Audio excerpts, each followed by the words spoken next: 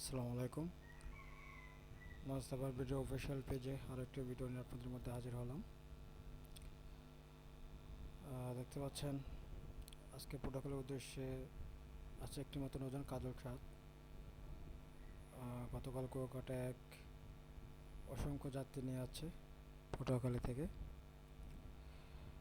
আসলে বর্তমানে পটুয়াখালী রুটে একটি নৌযান চলাচল করার কারণে যাত্রীরা ভোগান্তির শিকার হয়।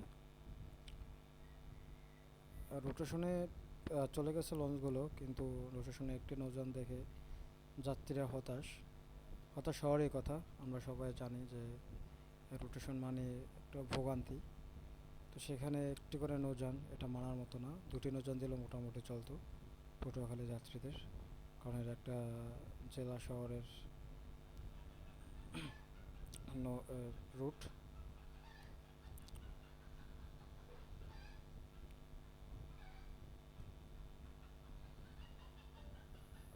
দেখতে পাচ্ছেন শুভরাজ 9 এবং সুরভি 7 আজকে বরিশাল উদ্দেশ্যে ছেড়ে যাবে ঢাকা থেকে। আজকে ভান্ডারের উদ্দেশ্যে আছে নিউটন 10। ভান্ডার থেকে ছেড়ে আসবে টিপু 12।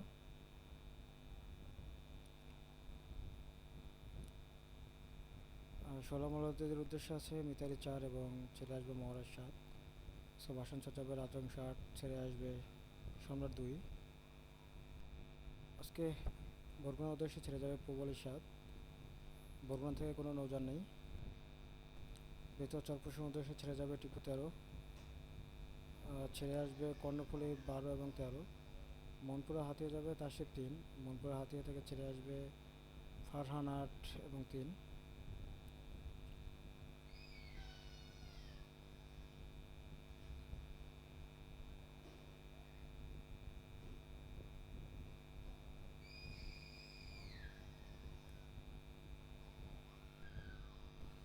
আজকে কালার উদ্দেশ্যে ছেড়ে যাবে বন্ধন 5। কালাই থেকে ছেড়ে আসবে ইগল 8। চরমন্তাজের উদ্দেশ্যে আজকে এমবি পুবালি 9, ছেড়ে আসবে রেডচান 5।